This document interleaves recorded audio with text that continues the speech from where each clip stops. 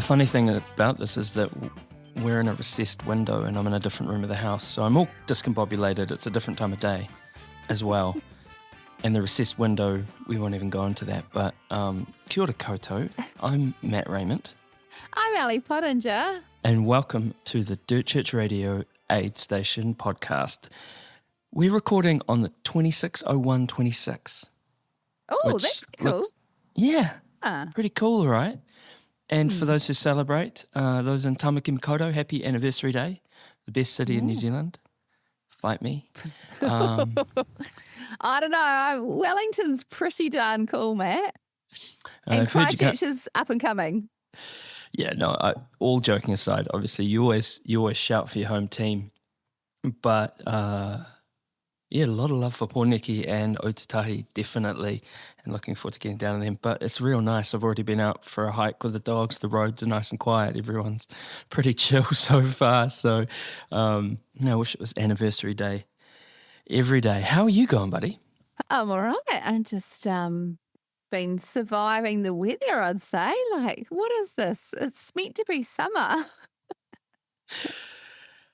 And I mean, what is a very funny thing to a very serious thing? The heart goes out to all the people who have been affected by the adverse weather. I was just thinking I was going to regale you with a funny. Well, it is. I mean, I will regale you. I was running yesterday, and the run. There's a nearly 21 kilometre run, and I'll say that for Andrew McDowall's benefit. It's nearly 21 kilometres. It's not 21 kilometres, and colloquially, it's known as a DCMF half, even though it is not 21 kilometres. Right? If you run a little bit past and you go up the road a bit, you can get to 21k. I was running that yesterday.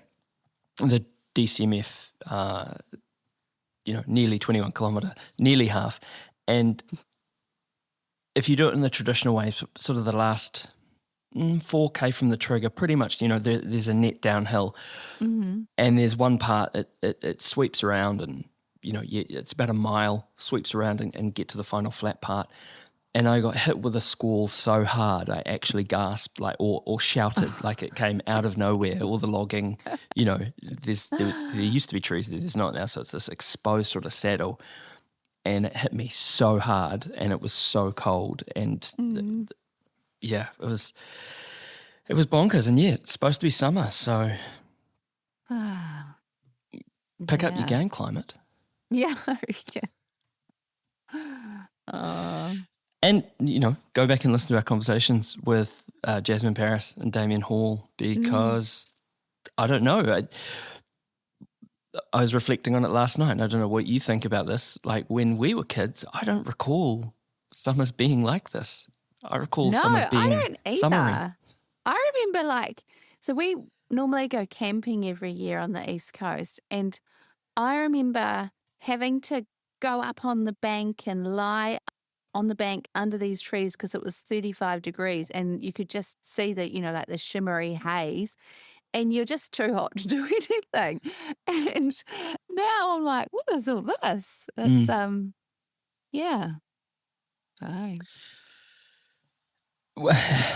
And I guess with that, how are you noticing your athletes? Are they, with their preparation? We talked about it a little bit before when it was like super hot. I mean, is it throwing people off leading up to Tarawera?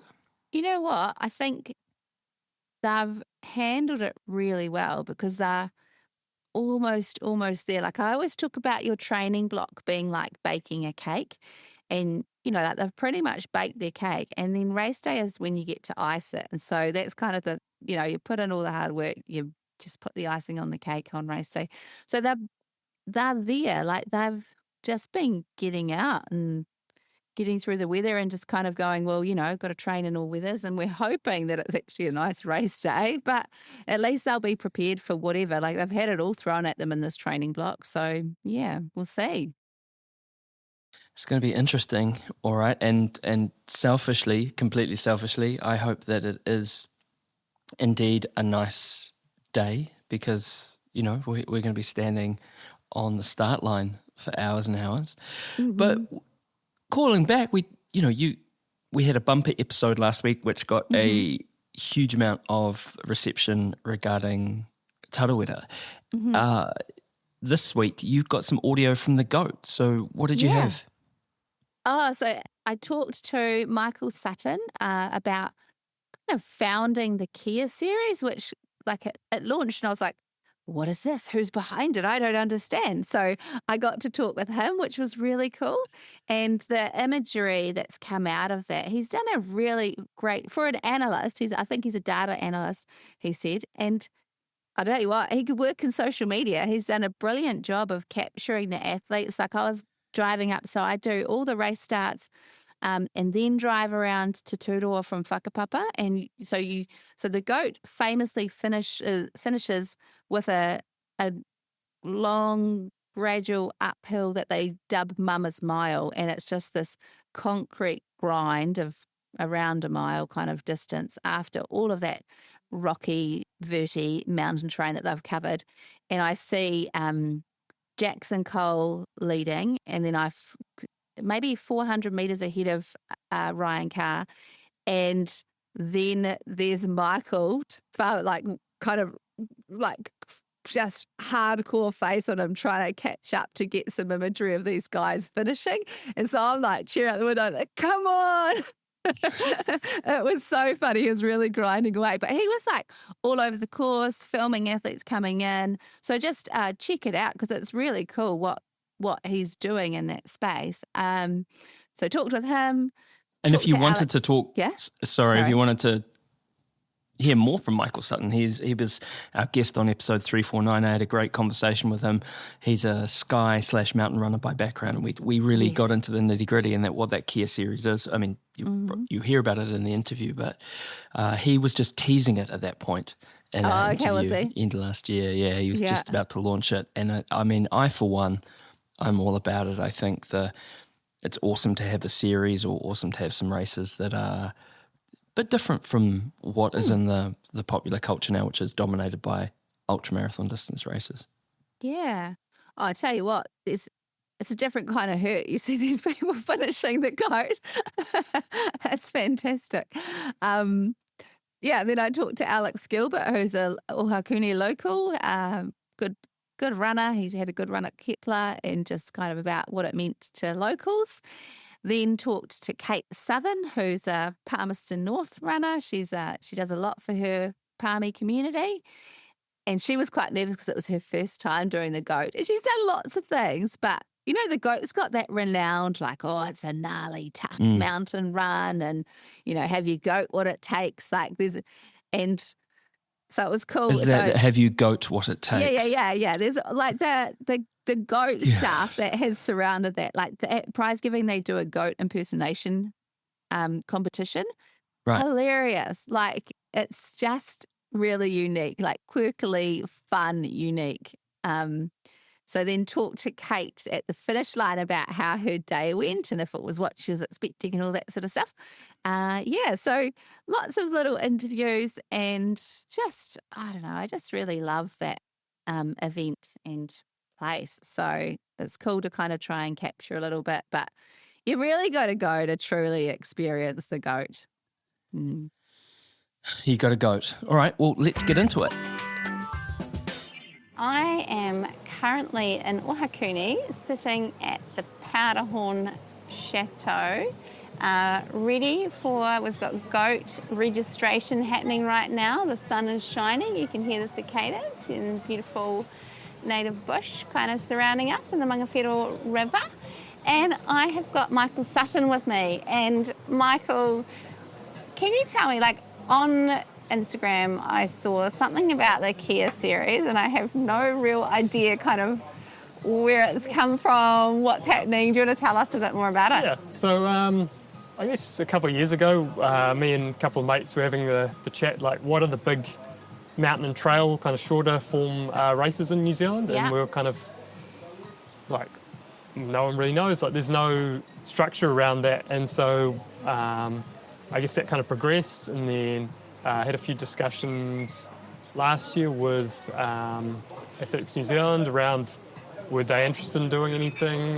They didn't really, unfortunately, go anywhere and got to this point and said, well, let's draw some races together and see what happens and kind of pick the ones that have got a bit of existing kind of movement and look at where athletes are doing some crossovers between races and pull these 8 races together into the Kea series. Yeah. It's a great idea. Like, and there's prize money, right? Yep. So where is the money coming from? Well, hopefully some sponsors at the moment. Okay. I've got basically backstopped by the family a little bit but we're hoping the sponsors, fingers crossed, sort of come on board and Cool. And what kind of made you want to do it? I guess I've run a lot over in Europe and sort of seen the culture around mountain and trail running there, and then sort of come back home and get a little bit disappointed every time I come back home that we don't really have quite that same culture around our sort of events that they do over there. So like they do a lot of things around supporting the athletes and accommodation and supporting with travel and all that kind of stuff. So I was like, let's bring some of that over here and like let's start small and then gradually work up, and also let's support the race organisers as well. Like you've got to not only do stuff for the athletes, but you also have to, I guess, provide some value for them as well and get some visibility and see what they're doing. And I guess like we haven't really seen a cohesive approach like this, which is it's interesting and it's cool. And I think, like a while ago I talked with Ruth Croft and I was kind of like, how do we support athletes becoming professional? And she kind of put the question back to me and I was like, I don't know. Like, I mean, because we have like world-class athletes here, but how do they get the exposure? How do they get the rankings? All of that sort of stuff. So is that kind of part of your motivation? So I had that discussion with Jessie Speedy about so I did a bit of training with her about 3 or 4 months ago. And she was like, I just went straight from running my local sort of trail race straight onto like a World Cup level, and there was no bridge anywhere in between of like, hey, here's like some fields with good athletes that are like the best, say, of New Zealand athletes together. It's all sort of dispersed and no one's sort of coming together to actually race big races, and it's not the same as like, say, a track and field where there's all these different levels. It's just low level to really high level and sort of nothing kind of in between sort of bridge. Because I remember actually interviewing her, I think when she was second here last year, and she was just like, I was just doing this as a training run, and I was like, what the hell, who are you? Where have you come from? So, and she's a real, world-class athlete. She's done super well over the past year. I had that discussion with her at Tarawera. I was like, you do realise, like, that girl over there, she got third at the World Champs in long-distance mountain running. Like, you need to, like... She's like, oh, no, I'll just take it chill. And then she beat her and, like, won the Tarawera. I said to the boys recently, I was like, she has got a bright future ahead of her. I'm looking forward to seeing where she goes, but also just a really neat personality. So are you racing this weekend? So no, I'm not racing this weekend. I've raced here once before and didn't really like the Scoria experience particularly much. It was too technical for me, and everyone started flying past me on the downhill, and then I started chasing them back up on the uphill. But so it's not your jam. Not my. So what are you going to be doing then? So I think I'm going to do a few of these sort of local Kea races. So depending on how much extra time I have with all the stuff I'm organising, maybe looking at doing the Miners Trail down in Arrowtown, potentially Tomato Peak Trailblazer, and maybe my local race, the Maua King and Queen of the Mountain as well, and go do that one. And then we're off to probably China for the World Cup, and then potentially looking at Sears and Owl as like my big race for the year. So it's kind of the plan at this stage. It's quite a big race. I've done media there. It was quite exciting. All the chainsaws going and far out. Will you be kind of getting content this weekend for the Kea series? So that's the plan, is to come down here, get a bit of content, and kind of expose people to what's going on, and Cool. Oh, very good. Well, I'm impressed. It's nice to see people that are passionate about the sport doing things to try and progress it, and watch the space. So I guess follow the Kea series on Instagram, any other platforms? So I've got like a little web landing page which kind of explains all the different bits and pieces, like the regulations and like how you get on the leaderboard and how you earn points and all that kind of stuff. It's pretty straightforward really though. You just got to show up for the races on the series, and it's a bit more of a challenge if you want the discounts and stuff. You need to sort of get in touch with us and we'll sort those out for you. But Oh, very good. Well, thanks for chatting, and we'll look forward to seeing where things head with that all. We are at the start line of the Goat, and I've got local Alex here. Alex, what's the Goat mean to you? I think just at the start of the year, really. First race of the year. And just being on the back doorstep. So it's been fourth run this year, and it's just been, beautiful weather each year too. So it's, just get out there close to home and a proper trail run, really. I think it's the main one for me. What are the highlights of the course? Whole lot, really. Yeah. I think it's just that Sufferfest the whole way. Honestly, couldn't say I enjoy any part of it while you're out there, but until you finish it, it's hard work the whole way, and probably a bit like having a baby. As soon as you're finished, you forget about it and waiting for next year. I've never really stopped to appreciate the scenery probably as much as I should do, but it's awesome the whole way. That Mama's Miles. Probably, that constant grind, and see this year those last few steps as well is going to be. I know they've chucked in some extra steps. To it. Yeah. But no, it should be right, and I think just running with a lot of locals this year too is going to be good fun. There's quite a good group from Mawakuni for a change. So. Yeah, it's pretty neat. It gets lots of people out, eh? Yeah. On the doorstep. It's and then amongst a lot of other big events, pretty close too. So it's good to see a good turnout still.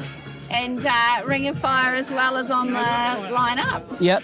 For team event, so slightly easier, but solid team for that as well with a couple of good mates. I don't know if I'd call it easier, Alex. When you're running for a team, I feel like there's way more pressure to run hard the whole time. Yeah, and it's old Ghost in between that as well, so it's going to be legs will be feeling it, but again that's in the backyard, so know the trail pretty well, and sort of going out for a decent run on that one too. But pretty good. Cool. Forward to it. And glorious morning up here, like driving up, just seeing the mountain and its absolute rugged perfection was pretty special. Yeah, after Thursday when you couldn't even see the mountain for the rain, and I was a bit worried there for a few minutes, but perfect day, nice and cool, so I think it'll stay cool test the whole way, and it suddenly won't roll into the Savo, so we'll be good. I think we'll just get that perfect lull right in between the weather front. So. Cool. Oh, I'll let you do your Red Bull race prep here. Cheers. And have a great day out there. Thanks. See you at the other end. We're at the Goat start line, and I've got Kate Sutton with me. Kate, hey. Is this your first Goat? It is, finally. I'm so excited. Oh my goodness. What are you excited about? I'm excited for the experience. Yeah? Yeah, because I've heard that it's brutal and beautiful, and I'm looking forward to both of those things out there today. Plus, of course, the usual trail race, energy of all the people and the sights and the scenery, and it's going to be great. What do you know about the course?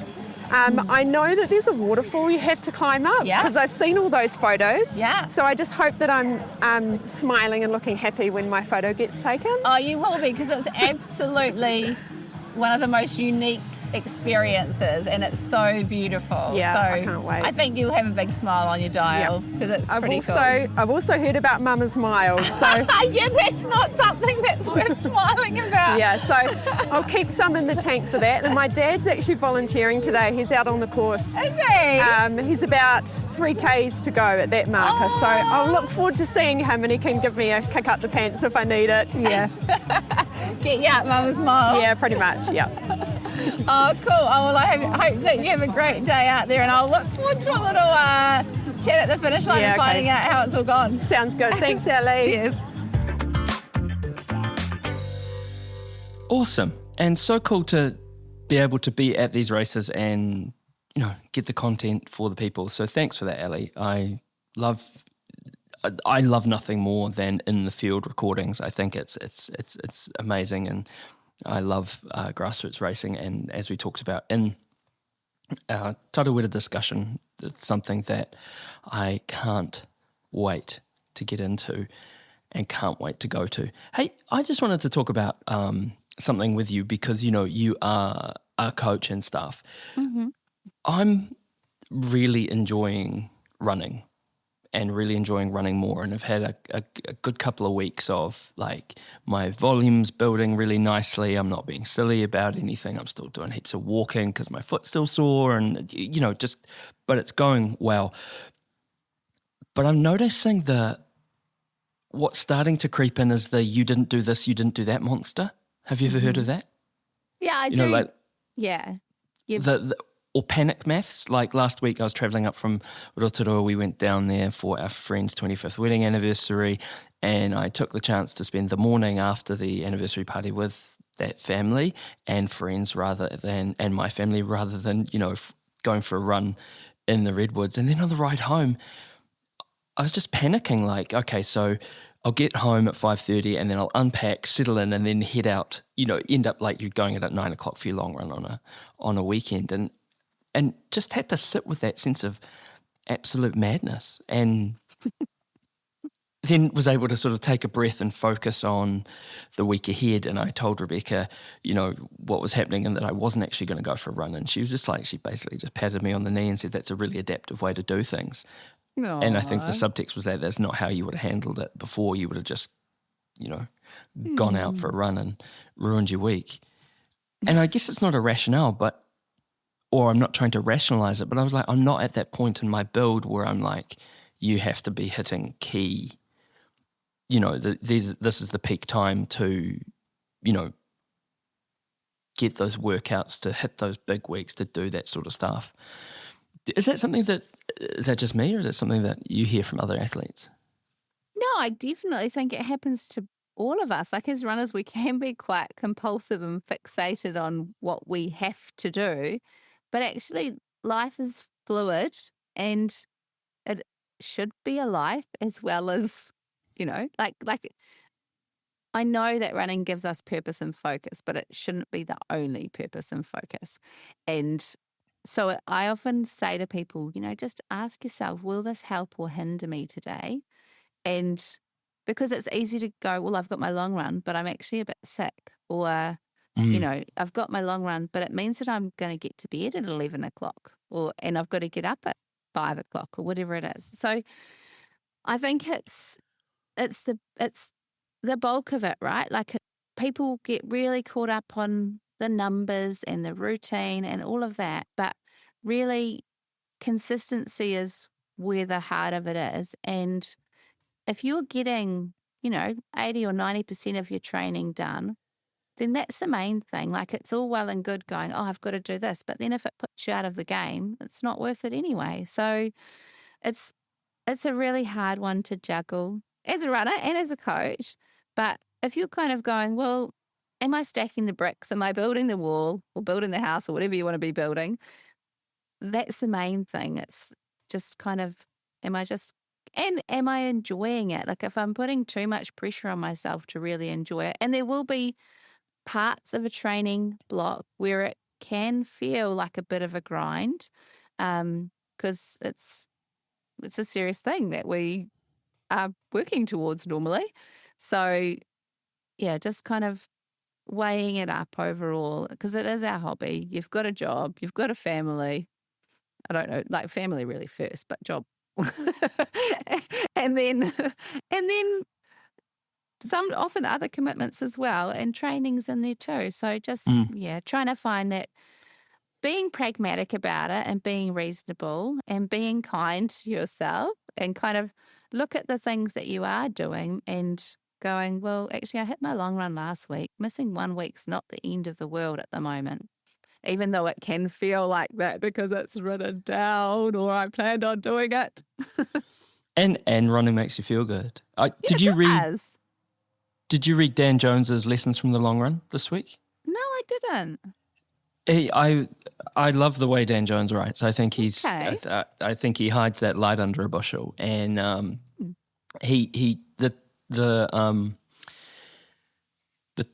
title of the thing was Enough is Enough, and he talked about his week. And this is, to be clear, this is not a hobbyist. This is a person whose running is their job, and he's one of the best in the world at the moment who's doing it. Can I also add that he's got a really young baby too? So carry on. Yeah. And he was talking about that. And his, he broke down his training and his sort of peak weeks, and he's still doing 200-kilometre weeks, which is, but he's running, it's his full-time job, it's what he does. But he also talked about that, like when you're not feeling something, when you're feeling like the effect of cumulative fatigue and life getting on top of you, just when to pull back. And I thought that was both responsible and quite courageous from a sponsored athlete, and so much of sponsored athletes now, or professional athletes, is media and that notion of, what's that, the go one more narrative.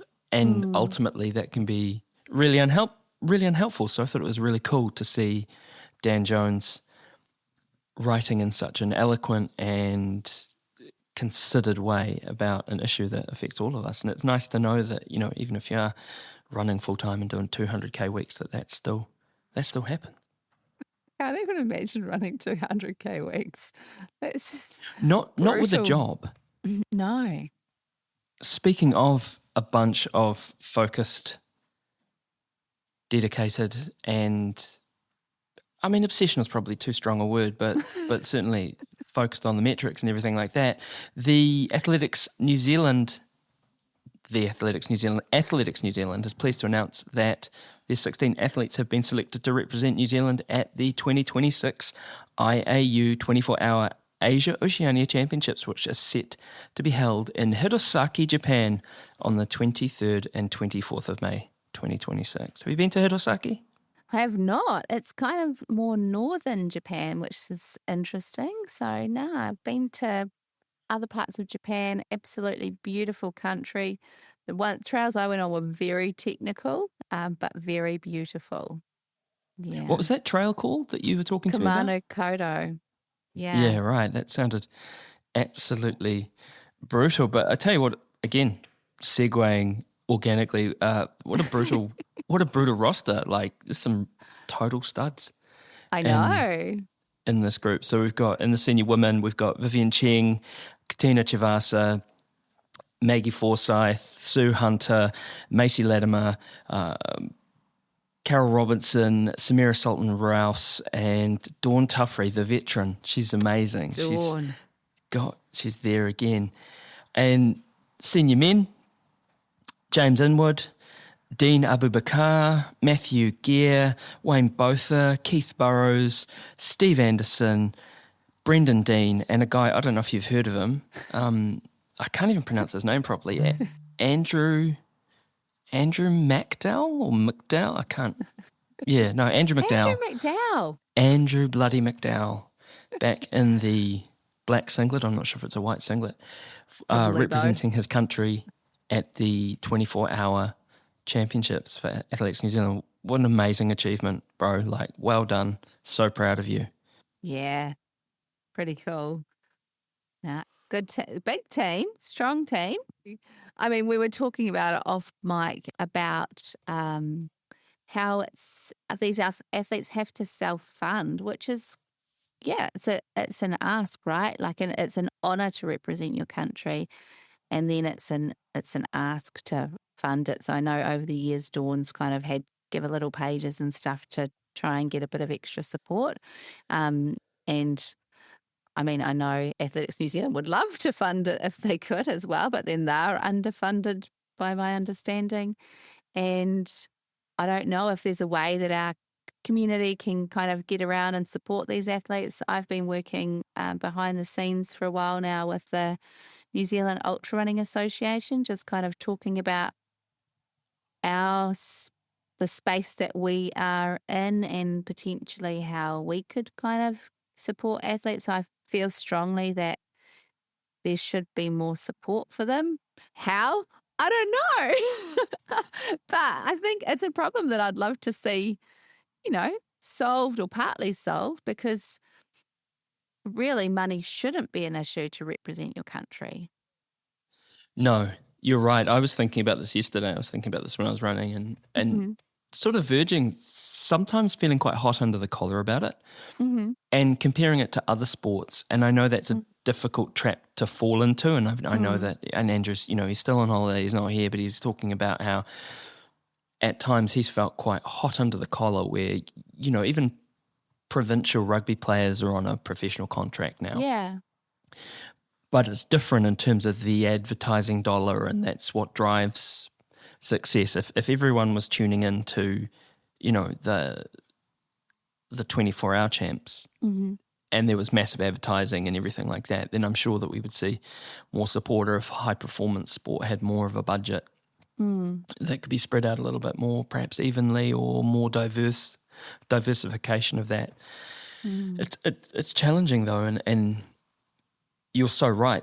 Getting the honour to represent Aotearoa, and I know people. It's interesting, isn't it? I think about if this was maybe a North American podcast. There's such a lot of chest thumping about patriotism in other cultures, isn't it? Like I'm and that word patriot. And I think here we're outwardly a lot more casual about it. But if I got the chance to represent New Zealand to do something, I would be over the moon because, we love it here and we're proud of our country and we're proud of being who we are. And you're so right, the fact that you're going to have to stump up, I mean, is it accommodation as well? Is it everything? So there's no... Flights, accommodation, yeah. I think Right. so. So I think Dawn's previously said it's around $5,000. Well, that's then. I mean, the price of living's not going down, is it? No. Yeah. So. Love to hear your thoughts on it, team. If you're out there, if you're thinking about this, if you're thinking about ways to help, and also there's, it's difficult, right? So people don't like putting their hand out either, and how do you get there? But I'm open to suggestions, and I'm open because we want to see the success of our friends and people we look up to, and also James Inwood, he's in there. I wonder if him and Andrew, I wonder what that's gonna. I would dare say there wouldn't be any hand holding, but I wonder what their strategy is going to be, and if they're going to be working together or what's going to happen. I'm excited to see it. Yeah. I mean, yeah, if anyone's got any solutions, come at us. If you've got some businesses that could help sponsor our team, I don't know if it would be a team or individuals, but yeah, I think it'd be great to see people get behind our athletes, because it's a different space to trail running. We've got that professionalism in trail running where they are generally sponsored athletes and teams, and there's greater prize money up for grabs for different events. So it's quite a different landscape, the track 24 hours to the trail running and ultra running scene. I mean, it's still ultra running, but you know what I mean? Like it's more athletics, grassroots kind of feel to it. And I guess though, and the other side of this is that, yes, it's got that kind of grassroots, grass track, and it won't be grass track obviously, but this is the International Athletics Association. This is it. This is you've got the person who's been out there with the little wheel and it's been measured multiple times, and if it's a world record, it is a verifiable, gazetted world record. Yeah. This is where it happens. It doesn't happen and again, this is in support of Andrew. He talks about all this all the time. When you see people putting stuff up like world record for this or world record for that, a world record isn't a world record until it's been verified, right? Yeah. And you can, I'm not going to kick over that beehive. There's been plenty enough controversy and there's been plenty enough sort of internet discourse around that. But this is the thing. This is our team going over on the world stage to represent New Zealand, and we do punch above our weight in terms of elite, like you said, elite trail runners, elite ultramarathon or just normal and not normal, but Mountain traditional running. distance and mountain running, sky running. Yeah, we absolutely punch above our weight. So it'd be amazing to get behind the gang and see how they go. I'm excited. I can't wait. Yeah, and with the World 24 Hours, the coverage was a lot better than it ever has been. So I'd love to see that again in Asia Oceania. If there's more of that kind of live coverage would be great. I don't know if there is, but cross fingers, because it's really neat to kind of see your mates running around and around and look on their face and be able to pass on messages of support and that sort of thing. So cross fingers we can have the same again. Absolutely. Absolutely. Right. Well, as it is a different time of day that we're recording this, and everyone's thrown off. I've had my family peeking around the door like raccoons saying, can we cook breakfast? I'm like, no, we're creating podcast magic. Get out of here. We should wrap it up. But any final thoughts, takeaways? Oh, I don't know. Just welcome back to the AidStation team. It's 2026 and good to see you all. Hopefully we'll catch up with you very soon at some of the events. Yeah, I can't wait. It's the circus is, the tents are being aired out, the clowns are putting on their makeup, and it's going to be an amazing summer racing season if only the climate would come to the party. Yeah. But look, Dirt Church Radio is me, Matt Raymond. Me, Ali Pottinger. And our old mate, Andrew McDowall. Stay tuned for the regular DCR podcasts over the upcoming weeks when we've got some super cool guests in the bag and ready to share. Mā te wā.